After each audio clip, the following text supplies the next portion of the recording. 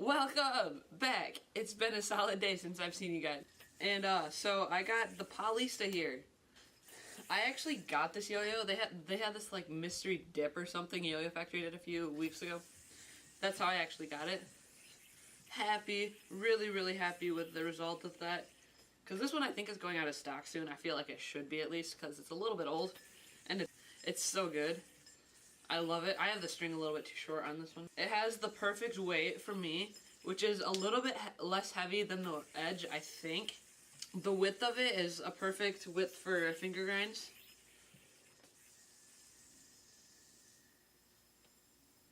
My opinion, super good for finger spins. Also, the finger spin hubs don't really work.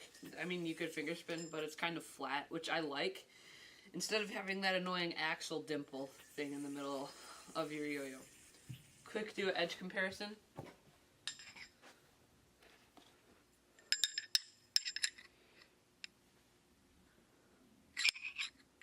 little bit less tall or smaller than the edge. Colorway is pretty sweet, I have to say. Good job, YoyoFactory.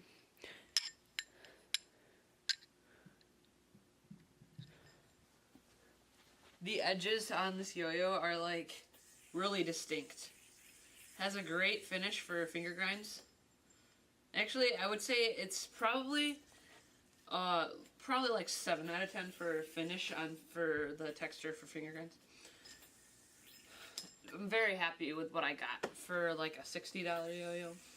Something like that, 50, 60. It's a really good yo-yo. I would compete with it, but that's just me. Came with some solid blue color response pads. Standard bearing for unresponsive, center track, concave. Woo! It's on the heavier side, but you can still do speedy stuff with it. Overall, great yo-yo. That's about it for the video. See ya.